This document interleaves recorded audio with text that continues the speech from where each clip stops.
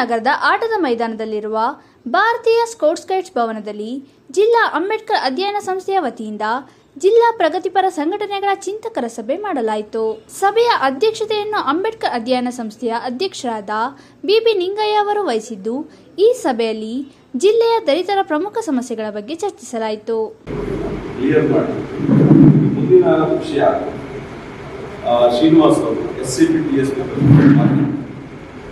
ಅಂಬೇಡ್ಕರ್ ವಾದ ಜಿಲ್ಲಾ ಸಂಚಾಲಕರಾದ ಮರ್ಲೆ ಅಣ್ಣಯ್ಯನವರು ಮಾತನಾಡಿ, ಸರ್ಕಾರದ ನಿಗಮ ಮಂಡಳಿ ನೇಮಕಾತಿಯಲ್ಲಿ ದಲಿತರಿಗೆ ಅನ್ಯಾಯವಾಗಿದೆ.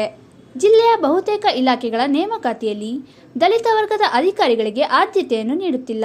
ಆಗಿರುವ ಅನ್ಯಾಯವನ್ನು ಸರಿದೂಗಿಸಿ ನ್ಯಾಯ ದೊರಕಿಸಬೇಕೆಂದು ಸಭೆಯಲ್ಲಿ ಮಾತನಾಡಿದರು.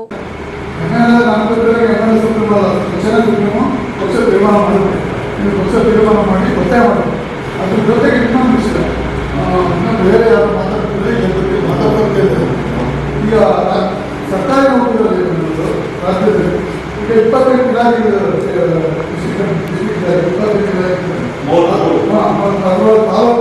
ವೈಯಕ್ತಿಕ ವಿಚಾರ ಭೂಮಿ ವಿಚಾರ ಕೂಡ ಒಂದು ದೊಡ್ಡ ಹೋರಾಟ, ನಮ್ಮ ಸಮುದಾಯಕ್ಕೂ ಕೂಡ ಒಂದು ದೊಡ್ಡ ಹೋರಾಟ ಮಾಡ್ಕೊಂಡು ಬರುತ್ತಾ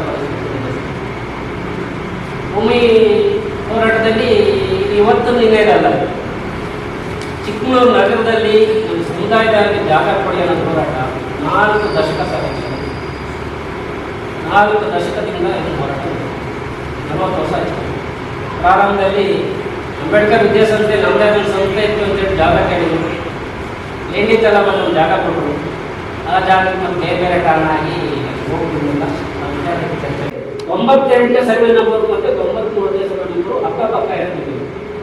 98ನೇ ಸರ್ವೆ ಬಂದು ರವಿಕುಮಾರ್ ಅವರು ದಲಿತ ಕುಟುಂಬಕ್ಕೆ ಮಂಜೂರಾಗಿದ್ದು 3 ಕುಟುಂಬದ ಕ್ರಯ ಒಪ್ಪಂದ ಮಾಡ್ಕೊಂಡು 12 ಎಕರೆ ಜಾಗ ಕ್ರಯ ಒಪ್ಪಂದ ಮಾಡ್ಕೊಂಡು ಸುಮಾರು 30-35 ವರ್ಷದಿಂದ ರವಿಕುಮಾರ್ ಸ್ವಾಧೀನ ಹಂತವಾಗಿ ಒಂದು 4 ವರ್ಕ್ನ ಪ್ಯಾಕೇಜ್ ಮಾಡೋದು, ಮತ್ತೆ ಒಂದು 2 ಪ್ಯಾಕೇಜ್ ಮಾಡೋದು. ಒಂದು ಸಲ ಒಂದು 25 ವರ್ಕ್ ಇತ್ತು ಅಂದರೆ 2 ಸಲ ಟೆಂಡರ್ ಮಾಡೋದು.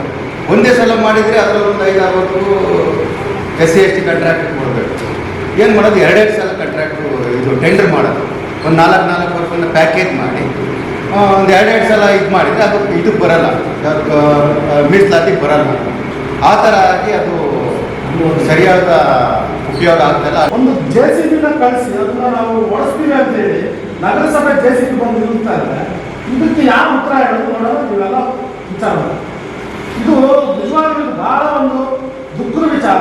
ಯಾಕೆಂದ್ರೆ ಒಬ್ಬ ಬಾಬಾ ಸಾಹೇಬ್ ಅಂಬೇಡ್ಕರ್ ಅವರ ಬುದ್ಧನ ಪ್ರತಿಭೆಯನ್ನು ನಾವು ಕಷ್ಟಪಟ್ಟು ಗೂಡಿದ ವಿಸ್ತಾರ ಮಾಡಲಿಕ್ಕೆ ಅದು ಕಾನೂನು ಬಾಹಿರವಾಗಿರ್ಬೋದು. ನಾವೇನು ಬೇರೊಬ್ಬರ ಆಸ್ತಿ ಹೋಗಿ ಅಲ್ಲೋಗಿ ಸ್ಟ್ಯಾಚ್ಯೂನ ನಿಲ್ಲಿಸೋಕೆ ಪ್ರಯತ್ನ ಮಾಡಿಲ್ಲ. ನಾವು ನಿಲ್ಲಿಸ್ತಿರೋದು ಸರ್ಕಾರಿ ಜಾಗದಲ್ಲಿ. ಆದ್ರೆ ಅದನ್ನ ಬಳಸ್ಲಿಕ್ಕೆ ಅಂತೇಳಿ JCB ತಂದು ನಿಲ್ಲಿಸ್ತಾರಂದ್ರೆ ಇದು ನಮ್ಮ ಸಮುದಾಯಕ್ಕೆ ಮಾಡುವಂತ ಇದು ದೊಡ್ಡ ಅವಮಾನ. ಇದಕ್ಕೆ ನೀವು ಮುಖಂಡರುಗಳು, ನಾನು ಒಬ್ಬ ಕಾಂಗ್ರೆಸ್ಸಿನ ಸರ್ಕಾರದ ಪ್ರತಿನಿಧಿಯಾಗಿ ನಾನು ನಿಮ್ಮನ್ನು ರಿಕ್ವೆಸ್ಟ್ ಮಾಡೋದು, ನೀವು ಇದಕ್ಕೆ ಬಲವಾಗಿ ನೀವೆಲ್ಲ ಒಗ್ಗಟ್ಟಾಗಿ ನಿಲ್ಲಬೇಕು. ದಂಟರಮಕ್ಕೆ ಶ್ರೀನಿವಾಸರವರು ಮಾತನಾಡಿ, SCP ಮತ್ತು TSP ಯೋಜನೆಯಡಿ ಜಿಲ್ಲೆಯ ಸುಮಾರು 10 ಇಲಾಖೆಗಳಲ್ಲಿ ಕಾನೂನು ಬಾಹಿರವಾಗಿ ಹಣ ದುರ್ಬಳಕೆಯಾಗಿದೆ ಎಂದು ಹೇಳಿದರು. ಹಾಗೆಯೇ SCP TSP ಬಗ್ಗೆ ಮಾತಾಡೋದಾದ್ರೆ ಈಗ ನಾವು ಮನುಷ್ಯರು ಅಲ್ವ ಅನ್ನೋದು ಸರಿ ಪರಿಚಯ ಮಾಡ್ಕೊಳ್ಬೇಕು. SCP TSP ಒಂದು ಪದ್ಧತಿಯಲ್ಲಿ ಹೇಳೋದಾದ್ರೆ ನಾವು ಮನುಷ್ಯರ ಅನ್ನೋದು ವಿಸ್ತಾರವಾಗಿ ಹೇಳೋದಾದ್ರೆ ಇಲ್ಲದವನು ನಾನು ಇದ್ದವನಿಗೂ ಕೂಡ ನನ್ನಂಗೆ ಬದುಕಲಿ, ಸಮಾನತೆಯಿಂದ ಬದುಕಲಿ ಅನ್ನೋ ವ್ಯವಸ್ಥೆಯನ್ನು ಕಲಿಸ್ತಕ್ಕಂಥದ್ದು ಈ ವಿಶೇಷ ಅನುದಾನ SCP TSP.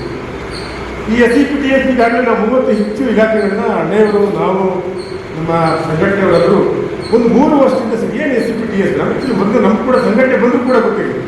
ಇನ್ನು ನಮಗಿಂತ ಹಿಂದುಳಿದವರಿಗೆ ಅಥವಾ ಶಿಕ್ಷಣ ಇಲ್ಲದಂಥ ನಮ್ಮ ತಂದೆ ತಾಯಿಗಳಿಂದ ನೀವು ಸಂಪೂರ್ಣವಾಗಿ ಏನು ಕೊಡ್ತೇವೆ ಅಂತ ಅಲ್ಲಿ ಈಗ ಅಂಗನವಾಡಿ ಹಾಲು ಕೊಡ್ತಾರೆ ಮತ್ತು ಬೇಳೆ ಕೊಡ್ತಾರೆ ಅನ್ನೋದೊಂದು ಬಿಟ್ಟರೆ ಬಹುಶಃ ಎಲ್ಲರೂ ಬದುಕಲಿಕ್ಕೆ, ಸಮಾನವಾಗಿ ಬದುಕಲಿಕ್ಕೆ ಏನೇನು ಸಿಗ್ತಿಯಲ್ಲಿ ಅನ್ನೋದು ಇನ್ನೂ ತುಂಬ ಜನ ಗೊತ್ತಿಲ್ಲ. ಏನೋ ಮೈಸೂರು ಅವರೇ ಆಗಿರ್ತಕ್ಕಂಥ ಜನಾಂಗದ ಕಲ್ಚರ್ ಇರ್ತದೆ. ನೀವೆಲ್ಲ ರಾಕ್ಷಸ ಅಂತೀರಿ, ನಮ್ಮ ಮೈಸೂರು ರಾಜ. ಯಾಕಂದ್ರೆ ನಮ್ಮ ಇತಿಹಾಸ ಬಾಬಾ ಸಾಹೇಬ್ ಇದೆ.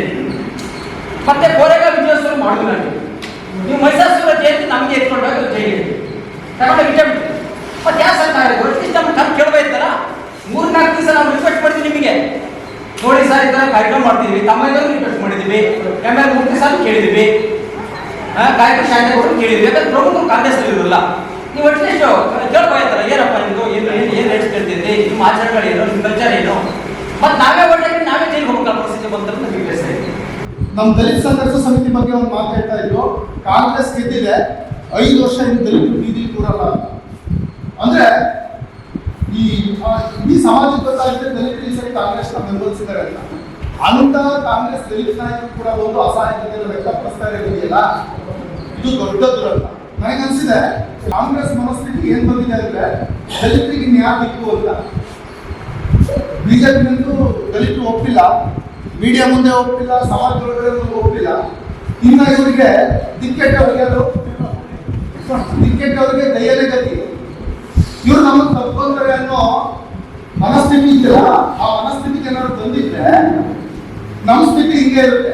ಈ ಸಂದರ್ಭದಲ್ಲಿ ಪ್ರಗತಿಪರ ಮುಖಂಡರಾದ ರೇಣುಕಾರಾಧ್ಯ, ಕೆಪಿಸಿಸಿ ರಾಜ್ಯಾಧ್ಯಕ್ಷರಾದ ದೇವರಾಜ್, ರವೀಶ್ ಬಸಪ್ಪ ಹಾಗೂ ಗುರುಶಾಂತಪ್ಪ, ಪುಟ್ಟೇಗೌಡ, ಪರಮೇಶ್, ಜಗದೀಶ್, ಚಿದಂಬರ, ರಾಮಚಂದ್ರ, ಮಂಜೇಗೌಡ, ಚಂದ್ರಯ್ಯ, ರುದ್ರಯ್ಯ, ಮಹೇಶ್, ಆರ್ಯನ್, ಶ್ರೀನಿವಾಸ್, ಮರ್ಲೆ ಅಣ್ಣಯ್ಯ, ವಸಂತ್ ಕುಮಾರ್, ಕೆ ಮಹಮ್ಮದ್, ಲಕ್ಷ್ಮಣ್, ಅನಂತ್, ಮರಿಯಪ್ಪ, ಅನೇಕ ನಿವೃತ್ತ ನೌಕರರು, ಮುಖಂಡರು ಭಾಗಿಯಾಗಿದ್ದರು.